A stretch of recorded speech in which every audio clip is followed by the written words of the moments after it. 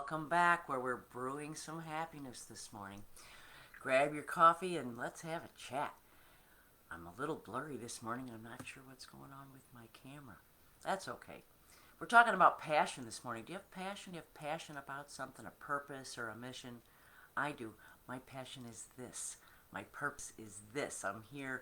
My mission is this, sharing happiness, sharing ideas on happiness, sharing the idea that we all deserve to be happy and that the universe, in fact, doesn't just tolerate our happiness but is expecting it.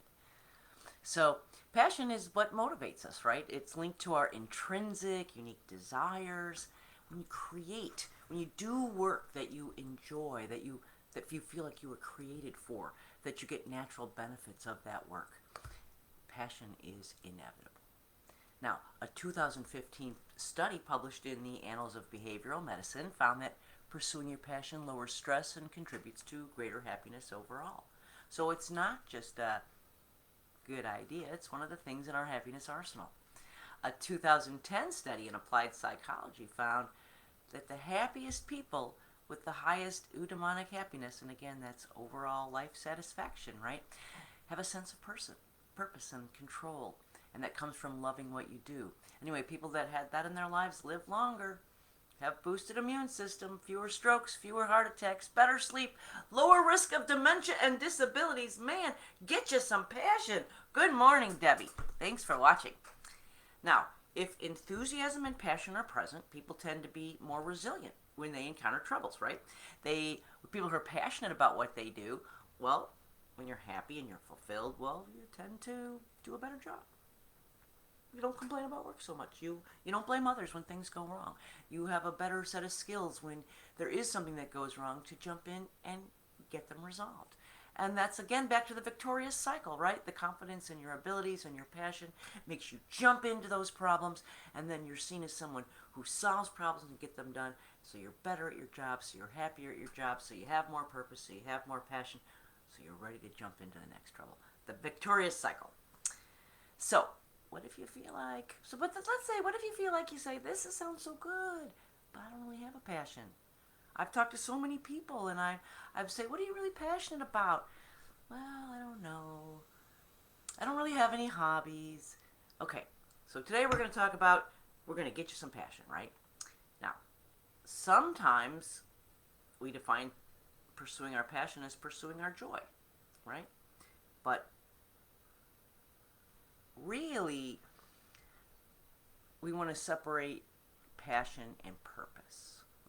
So, there's not that many of us lucky enough to earn a living by pursuing our passion, right? There's a few lucky baseball stars and movie stars out there that get to do what they love, but most of us have a job, got to pay the bills, got to pay the rent. So, it's okay if your passion and your job aren't the same thing, right? It's okay if you have a passion that you want to pursue that gives you purpose and makes you happy. That's not your job. Ultimately, we all want to design a life where we are filled with passion and purpose, and maybe that does mean a job change in the future. But right now, having purpose for your job can infuse it with the passion, and the passion is what gives you the joy. So, maybe the real answer is a little bit of both purpose and passion. And maybe they don't have to be the same thing. So how do you get in touch with passion, purpose, that thing that stirs your heart, makes you sing, inspires us to be better versions of ourselves, makes you give more, try harder? So, funny, number one is something I like to talk about all the time. Volunteer. Donate your time, your money, your talent. What are you drawn to? Who are you drawn to help? Those are clues to where your passion and purpose is, right? Are you drawn to go to the animal shelter and help the puppies, or do you want to work with children or old people? Or maybe there's an injustice going on that you realize you have skills and talents that you could help move that ball forward. When you have an interest, when something sounds fun to you or sounds interesting to you, that might be a future passion. Speaking of hints, listen to feedback. Your friends might be telling you. People might be telling you all the time. Listen to compliments that you get. Take note of others' observations.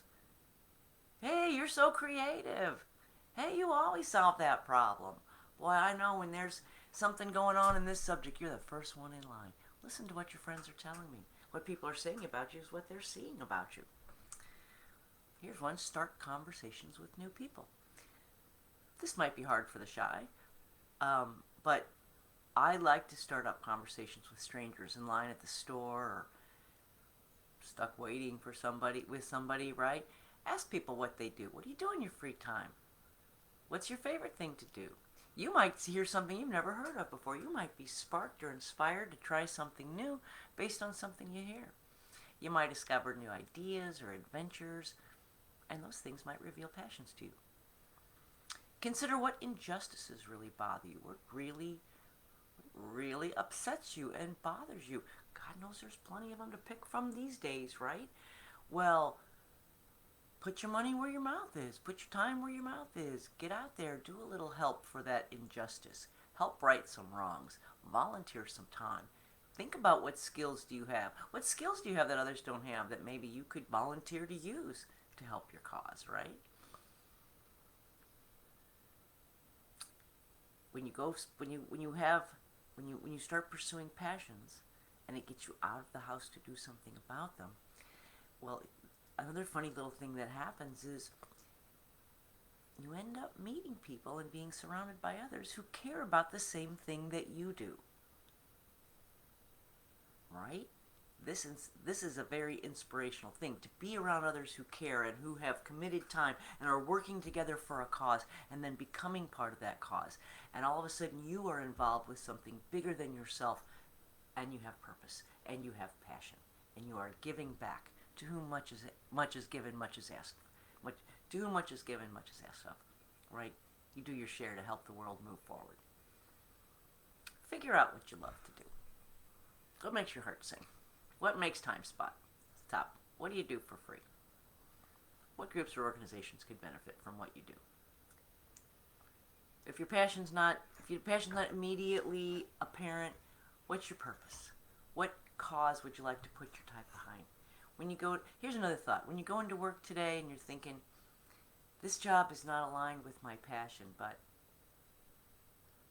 again, gotta eat, gotta feed the kids, gotta pay the rent. That's your purpose, right? Taking care of the bigger picture. There's always a bigger picture. There's always a why we do things. That's your purpose right now. To help make the job easier and to help you start thinking about how to align what you love, what you feel passionate about, and what you put your actions behind in your life. And boom, you're living your passion and your purpose. Now, this is not a one-day thing, right? You're not going to go out today and get your purpose, get your passion. Oh, maybe you will. Maybe you're lucky enough to. But I find it's kind of a lifelong journey. Your goals change, your interests change, what sounds like fun changes. But you do it one step at a time. You focus on what is purposeful to you now. What are you passionate about right now? And maybe it doesn't have to be your job. I'll tell you a quick story. If you know me, you know I love to sing. I sing every chance I get. And God knows I love the microphone because I like to sing out loud in public and perform. No, I'm not a great singer. If I was a great singer, I'd be a rock star. That would have been my job. I'm not great. I'm okay. I can carry a tune, but never gonna be Christina Aguilera, right? Not happening. But I do love to sing. So I do karaoke. Or I used to when we were allowed to go out and be together in public, right? Karaoke. Why? For 5 minutes in karaoke, I get to hold the microphone and stand on the stage and be a rock star and live my little passion. Another thing I do is I volunteer. I volunteer at a clubhouse with developmentally disabled adults. And you know what we do? Karaoke. We sing karaoke. In fact, I'm so excited. It's been shut down for a year now, and in June we go back for our first karaoke event in over a year. These are friends I've been singing with for 10 years. And just like any group of people, some that are really excited and want to sing, some that rather sit back and listen and tap their foot, some that'll only sing when you sing with them, some that you gotta say, hey, you just had your turn, you gotta let somebody else have a turn. I get to sing all day. I have people around me who love to sing with me.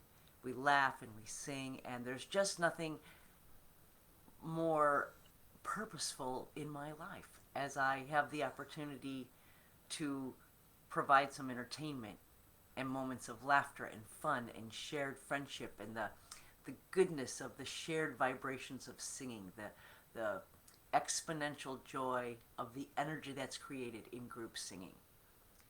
I know I'm kind of a singing fanatic, so I talk about it a lot. But this is how I pursue my passion and my purpose. I have something to look forward to. I get to perform.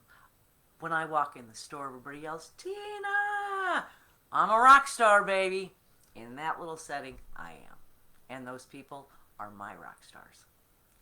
So, find some passion and purpose. It's all around you. People need help all around you. People that could use your talents, your gifts, your special skills all around us. And the funny thing is what you find. Okay, back to that thing I do. The funny thing is you find is that when you start giving your time, giving your money, giving your talents, aligning yourself with a purpose bigger than you are, you start off doing it because the world needs some help. But the truth is,